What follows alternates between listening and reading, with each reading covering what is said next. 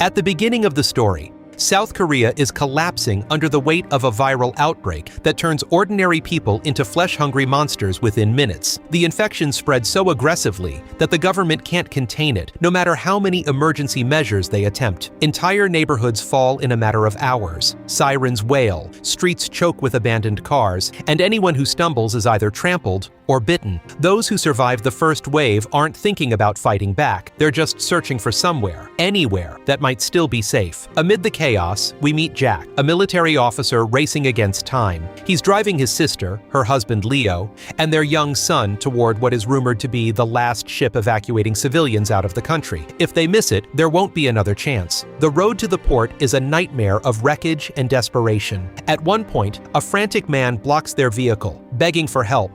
Jack refuses. Moments later, the man's wife runs up carrying their little daughter, pleading for them to at least take the child.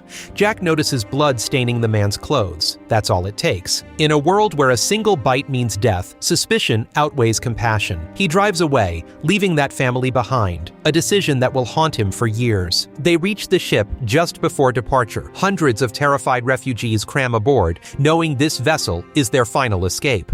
As it pulls away from Korean shores and heads toward Japan, there's a fragile sense of relief. Maybe they've made it. Below deck, a man sits trembling under a blanket, unnoticed in the crowd. Jack's nephew accidentally rolls his ball toward him. When the boy goes to retrieve it, the man suddenly convulses and fully transforms. Within seconds, the infection spreads through the cabin like wildfire. Panic tears through the ship. Jack rushes to confront the captain after hearing the destination has suddenly changed from Japan to Hong Kong, but before he can get answers, news breaks of an infected passenger below. He bolts back toward his family. By the time he reaches the cabin, it's a massacre. Blood stains the walls. The infected have overwhelmed everyone. His nephew has been bitten. His sister clutches the child, refusing to let go even as the change begins. Jack fights off attackers, but he can't stop what's already happened. When he realizes his sister has also been bitten, he's forced into an unthinkable choice. He seals the door, leaving her and the boy behind as the infected slam against the other side. Leo arrives too late and watches in horror as his family disappears behind that barrier. From that moment on, something between him and Jack breaks forever.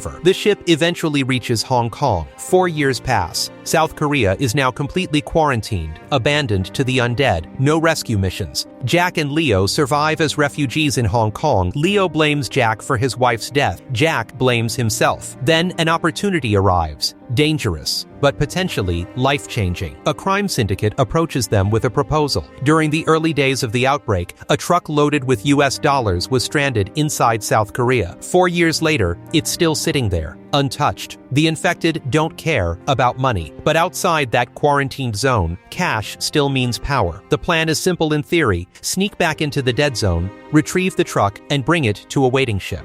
In exchange, they'll split the fortune. Jack hesitates. Leo doesn't. To Leo, they're already dead inside. At least this way, their deaths might mean something, or maybe they'll finally escape this half-life. After a bitter argument dredging up the past, Jack reluctantly agrees. A 4-person team sails under the cover of darkness and lands on the Korean coast. They're given 3 days. If they don't return with the truck by then, the ship leaves without them. The city they enter isn't just abandoned, it's hollow. Buildings stand like tombstones. Streets are layered in dust and silence. They move only at night because the infected can't see well in the dark. Eventually, they find the truck. Inside are duffel bags stuffed with cash. It's real, but one careless moment changes everything. A dormant infected driver suddenly attacks. A horn blares. The noise echoes through the city like a dinner bell. Within seconds, swarms converge. Gunshots ring out, attracting even more. The team barely manages to start the truck and flee, but someone fires a flare into their path, flooding the area with light and revealing them to hundreds of undead. Their vehicle flips in the chaos. One teammate dies instantly. Leo disappears amid the wreckage. Jack,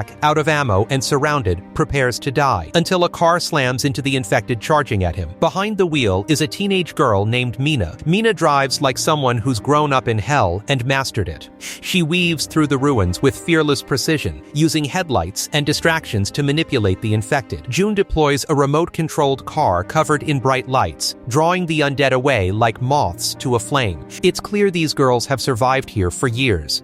They take Jack to their hidden shelter, where he meets their mother mother, Sarah, and freezes. She's the same woman he abandoned on the road 4 years ago. The little girl he refused to save is the one who just rescued him. Sarah doesn't recognize him. Their grandfather obsessively tries to contact someone named Major Jane over an old radio, insisting rescue is coming, though no one believes him. Rescue operations ended years ago. Meanwhile, Leo is alive, but captured by a rogue militia led by a ruthless commander named Captain Song. This group survives by staging gladiator-style games, throwing captives into arenas with the infected for entertainment. When they discover the truck is full of money, they initially don't care. Cash is meaningless inside the quarantine, but when they find a satellite phone and contact the waiting ship, everything changes. Suddenly, that money becomes a ticket out. Back at Sarah's shelter, Jack confesses the truth about why he returned. Not for redemption, not for rescue, for money. Sarah is furious. No one came back for them in 4 years, until there was profit involved. Yet when she learns there's still a ship waiting offshore, a possibility ignites. Maybe this is their chance. They form a plan, steal the truck, rescue Leo,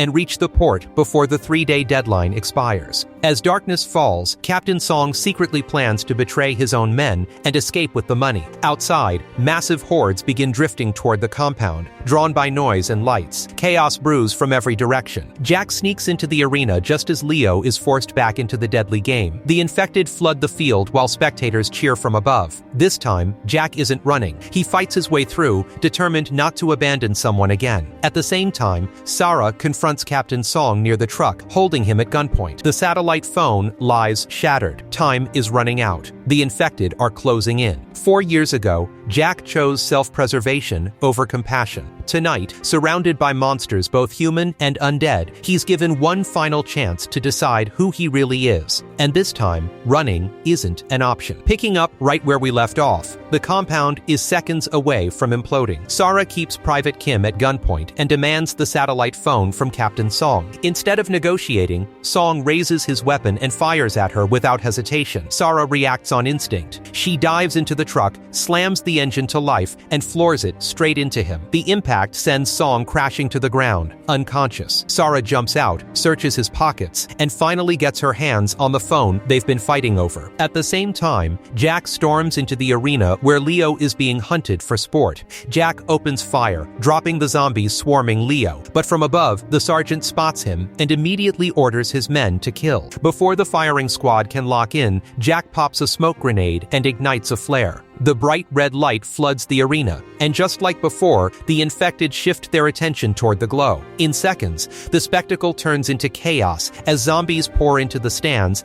Jack grabs Leo and pulls him out through the confusion. Bullets rip past them as they run. Zombies crash in from every direction. In the struggle, Jack loses his weapon. Leo has a choice in that moment: run and save himself, or pick up the gun and save the man he's blamed for 4 years. He chooses Jack. Leo grabs the weapon, empties it into the infected, and clears a path. But just as they start to move again, the sergeant appears behind them and fires. The shot hits Leo squarely. He collapses. This time, there's no saving him. Jack freezes for a fraction of a second, grief punching through him. But there's no time. He's forced to leave Leo behind. He turns that pain into fury, firing back at the sergeant's men as Sarah barrels into the compound with the truck. Jack jumps inside, and they peel out before the militia can regroup. Captain Song regains consciousness not long after. Enraged, he executes Private Kim for the betrayal and takes off in a vehicle. The sergeant and his remaining men chase Jack and Sarah across the ruined city. Sarah drives like someone who survived 4 years of hell. Aggressive, fearless, precise. Suddenly, a wall of zombies blocks the road. The truck grinds to a halt as the infected slam against it from every side. It looks like the end, until Mina appears. She charges in with headlights blazing, drawing the zombies toward her car. At the same time, Grandpa throws a flare far down the road, pulling even more of the infected away. With the distraction in place, Sarah punches the accelerator and breaks through the thinning swarm. They're back on course toward the port, but the sergeant isn't done. He rams their truck repeatedly, trying to spin them out. Sarah counters with a brutal side hit that flips one of his vehicles. Furious, the sergeant orders his men to kill them at any cost. Mina cleverly lures several pursuers into dense pockets of zombies, turning the infected into weapons. Desperate, the sergeant orders all headlights turned on, flooding the area with blinding beams so the zombies can clearly see Jack's truck. It works. The infected surge toward them again. Jack climbs out under fire and shoots out the militia's lights, plunging the area back into darkness. darkness. With visibility gone, the zombies lose interest in the truck and attack the sergeant's men instead. Ahead, Jack spots a building he remembers, one filled with trapped infected behind glass walls. An idea forms. As they pass, he unloads bullets into the windows, weakening them. Moments later, the sergeant's vehicle roars past the same building. The glass shatters. A tidal wave of zombies explodes outward, engulfing the car.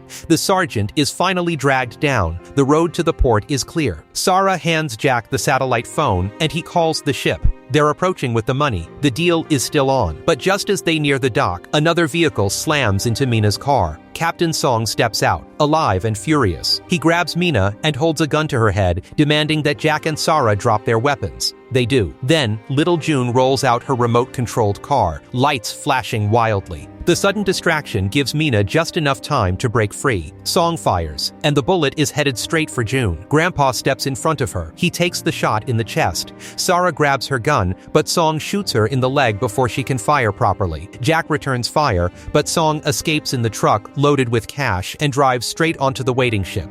The crew checks the money first. Once they confirm it's all there, one of them shoots Captain Song. With the cash secured, he's no longer necessary. They were never planning to share. But Song isn't dead yet. With his final breath, he slams the truck into reverse and sends it crashing off the ship, leaving the cargo gate wide open. The noise and lights draw in the surrounding hordes. Zombies flood onto the vessel, overwhelming the crew. Within minutes, the ship, their supposed escape, is a floating graveyard. From a distance, Jack watches the only way out of Korea disappear in blood and fire. Grandpa succumbs to his wound. Sarah and the girls break down. The cost of survival keeps rising. Then, something unexpected happens. A helicopter appears overhead. Sarah realizes this must be the rescue team her father kept talking about, the one no one believed was coming. They fire flares to signal their position. As the helicopter descends, another swarm begins moving toward them. Sarah, bleeding from her leg, makes a decision. She tells Jack to take her daughters and go. She'll stay behind and provide cover fire. The girls refuse to leave her, but she insists. Reluctantly, Mina and June move with Jack toward the helicopter while Sarah opens fire,